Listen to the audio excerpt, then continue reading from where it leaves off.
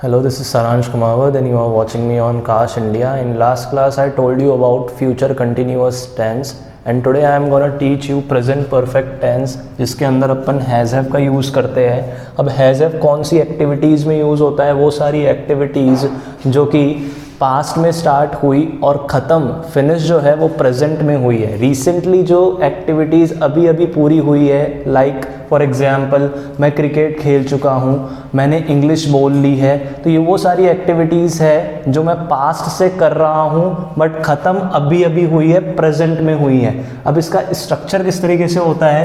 पहले structure, normal structure की अगर मैं बात करूँ तो फर्स्ट पर्सन जो होते हैं अपने आई यू, फर्स्ट और सेकंड पर्सन जो होते हैं आई यू, वी और दे, इनके साथ यूज़ होता है हैव प्लस हैव।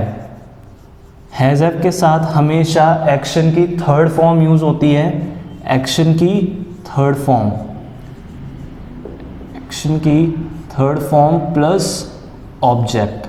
अब अगर मैं बात करूं थर्ड पर्सन की, ही, शी, इट और नेम, ही, शी, इट और नेम, इनके साथ यूज़ होता है हैज़ प्लस एक्शन की थर्ड फॉर्म प्लस ऑब्जेक्ट। मैं वापस रिपीट करूँगा, वो सारी एक्टिविटीज़ जो कि अभी अभी पूरी हुई है, पास्ट से चल रही है लेकिन ख़त्म प्रेजेंट में हुई हैं। बारिश हो चुकी है, मतलब कि बारिश मॉर्निंग में स्टार्ट हुई थी पर ख़त्म अभी अभी हुई है, शाम को हुई है, तो इट हैज़ रेन्ड। रेन की थर्ड फॉर्म होती है रेन। मैं क्रिकेट खेल चुका हूँ, मैं सुबह से क्रिकेट खेल रहा था, अभी अभी घर पे क्रिकेट खेल के आया हूँ, काम अभी अभी पूरा हुआ है। I have played cricket. मैं इंग्लिश बोल चुका हूँ, 2-3 घंटे पहले इंग्लिश बोलना स्टार्ट की थी लेकिन ख़त्म अभी अभी हुआ है, काम बोल चुका हूँ। I have spoken English, sorry, मैं इंग्लिश लिख चुका हूँ, मैं न्यूज़पेपर पढ़ चुका हूँ, मैं खाना बना चुका हूँ। आई हैव को भी वो सारी एक्टिविटीज़ है जो कि अभी अभी पूरी हुई है, पास्ट में स्टार्ट हुई थी पर ख़त्म प्रेजेंट में हुई है।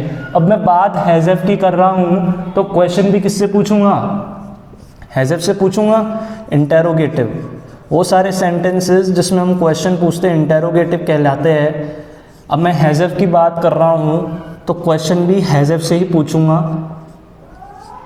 जब मैं फर्स्ट पर्सन और सेकंड पर्सन की बात करता हूँ तो हैव से पूछूंगा। आई, यू, वी और दे, क्या काम हो चुका है, क्या तुम कर चुके हो, क्या वे कर चुके हैं, प्लस एक्शन की थर्ड फॉर्म प्लस ऑब्जेक्ट।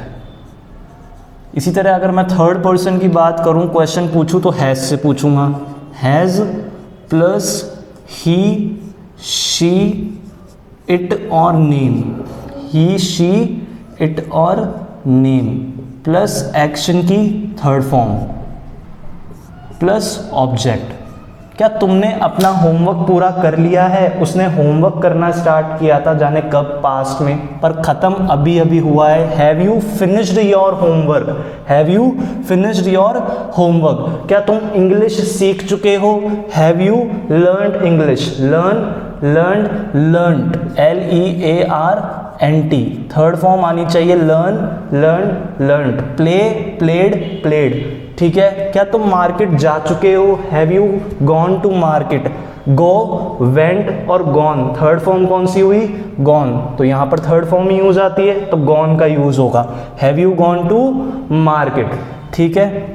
क्या उसने खाना बना लिया है? हैज शी प्रिपेयर्ड फूड या फिर कुक्ड फूड? फूड से पहले कुक्ड यूज कर लो या प्रिपेयर्ड यूज कर लो, बात एक ही होती है। Has she prepared food? क्या वह खाना बना चुकी है, क्या काम हो चुका है? ठीक है। तो वो सारी एक्टिविटीज जो स्टार्ट हुई थी पास्ट में पर खत्म हुई हैं प्रेजेंट में, अभी अभी रिसेंटली। ठीक है। बारिश हो चुकी है, इट हैज रेन्ड। अब पता नहीं कब स्टार्ट हुई थी बारिश, मॉर्निंग में, खत्म अभी अभी हुई है तो it has rained. Present continuous में बोलेंगे बारिश हो रही है, बारिश होती है, इट रेन्स। बारिश हो चुकी है, इट हैज रेन्ड। अब हम नेगेटिव स्ट्रक्चर की बात करेंगे। हैज़ हैव से क्वेश्चन पूछ रहे हैं तो मना भी हैज़ हैव से करेंगे। अगर मैं फर्स्ट पर्सन की बात करूं, आई, यू, वी और दे, इनके साथ हमेशा अपन हैव का यूज़ करते हैं, प्लस हैव प्लस नॉट, मना कर रहे हैं, प्लस एक्शन की थर्ड फॉर्म प्लस ऑब्जेक्ट। इसी तरह अगर मैं थर्ड पर्सन की बात करूं, ही, शी, इट और नेम, इनके साथ हैज़ का यूज़ होता है, has plus not plus action की थर्ड फॉर्म प्लस ऑब्जेक्ट। ठीक है। काम पूरा नहीं हुआ है, काम पूरा नहीं हुआ है, मैंने क्रिकेट नहीं खेला है, I have not played cricket, मैंने चाय नहीं बनाई है, I have not prepared T, मैंने खाना नहीं बनाया है, आई हैव नॉट प्रिपेयर्ड या कुक्ड फूड। ठीक है। तो कोई काम जो नहीं हुआ है, प्रेजेंट में ख़त्म नहीं हुआ है, उसमें नेगेटिव स्ट्रक्चर का यूज़ करते हैं, हैज़ हैव से बात करते हैं, एक्शन की थर्ड फॉर्म आएगी।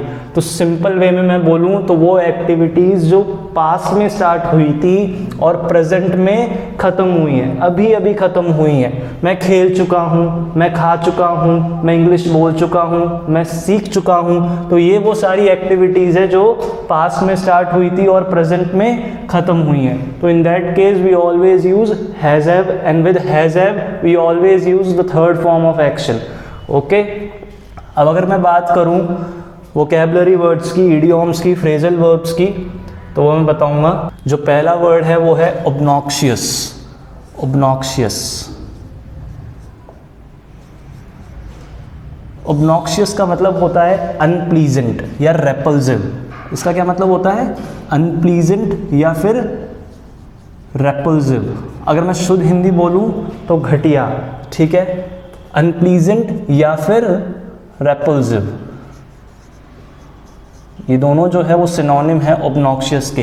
He has an obnoxious personality, उसकी पर्सनैलिटी बहुत घटिया है, अच्छी नहीं है, बैड, अनग्रेटफुल, अनप्लीजेंट, रेपल्सिव। ठीक है। इन दोनों का मतलब यही होता है ऑब्नॉक्शियस, दोनों सिनोनिम्स है। ठीक है। भद्दी पर्सनैलिटी, ठीक है, अनप्लीजेंट। ऑफुल भी कह सकते हैं, awful, he has an awful personality. ठीक है। सेकंड अगर मैं बात करूं तो ये एक ईडियम है, in a hot water. In a hot water, ये एक ईडियम है, इन अ हॉट वाटर। इसका मतलब होता है कि आप किसी परेशानी में हैं, आप किसी ट्रबल में हैं। इसका जो मीनिंग है वो होता है in a trouble, in a trouble. Simple sentence में बोलूँ तो I am in a hot water का मतलब होता है कि मैं किसी परेशानी में हूँ, दिक्कत में हूँ, I am in a trouble. Okay. Third जो मैं बोल रहा हूँ, once in a blue moon. Once in a blue moon, once in a blue moon. कोई ऐसा काम जो आप रेयरली करते हो, कोई ऐसी चीज़ जो कि आप रेयरली करते हो, समथिंग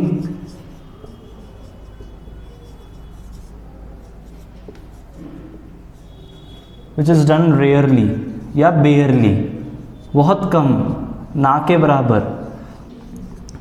ठीक है। I speak English once in a blue moon. For example, I speak English once in a blue moon, बहुत कम इंग्लिश बोलता हूँ, ना के बराबर इंग्लिश बोलता हूँ मैं।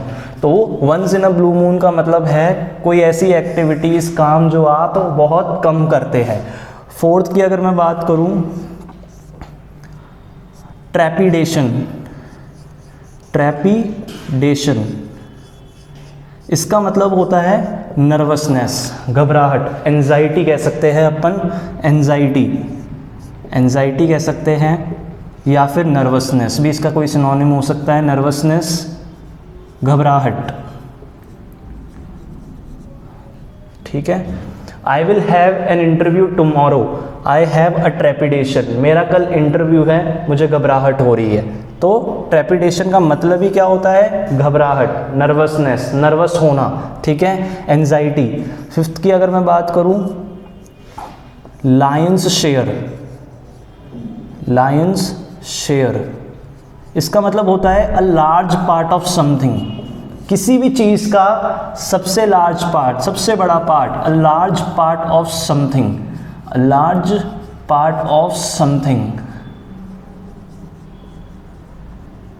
अगर मैं एग्जाम्पल लूँ, I would like to eat a lion's share of pizza, I would like to eat a lion's share of pizza, मैं पिज़्ज़ा का सबसे बड़ा हिस्सा खाना चाहूँगा। तो a large part of something, किसी भी चीज़ का सबसे बड़ा पार्ट। अगर मैं 6th की बात करूँ तो ये है एक वोकैबुलरी वर्ड,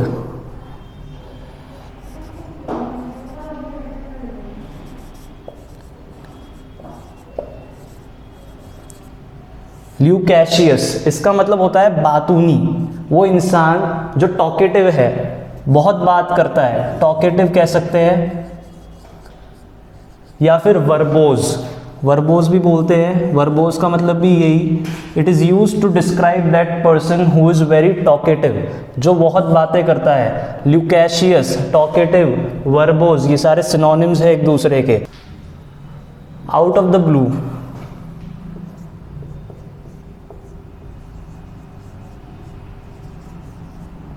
इसका मतलब होता है अनएक्सपेक्टेडली, ठीक है, अचानक से, अनएक्सपेक्टेडली, कोई ऐसा काम जो काफ़ी अनएक्सपेक्टेड था और अचानक से हो गया। I haven't talked to my mother for a long time but out of the blue she called me last night, मैं अपनी माँ से बहुत टाइम से बात नहीं की थी, पर कल रात अचानक से उनका कॉल आ गया। आउट ऑफ द ब्लू, मैंने एक्सपेक्ट नहीं किया था कि उनका कॉल आएगा, अनएक्सपेक्टेडली, ठीक है। और फ्रॉम नोवेयर, फ्रॉम नोवेयर भी बोलते हैं, अनएक्सपेक्टेडली या फिर फ्रॉम नोवेयर। अगर मैं 8th की बात करूं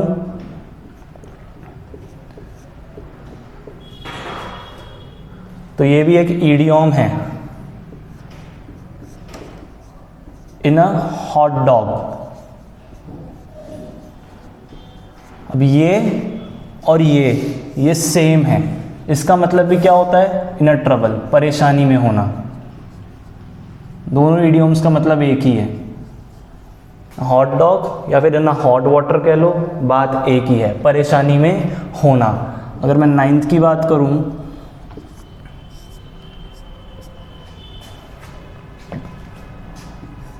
वेरासिटी,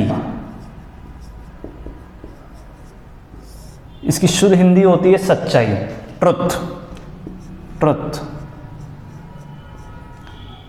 ठीक है, या फिर ट्रुथफुलनेस कह सकते हैं अपन। वेरासिटी का मतलब होता है सच्चाई, यू शुड फेस वेरासिटी, तुम्हें सच्चाई का सामना करना चाहिए। सिंपल एग्जाम्पल है, लास्ट वर्ड जो है वो एक फ्रेजल वर्ब है जो कि है एक्ट आउट, अच्छा अभिनय करना, एक्टिंग करना, ठीक है, एक्ट करना।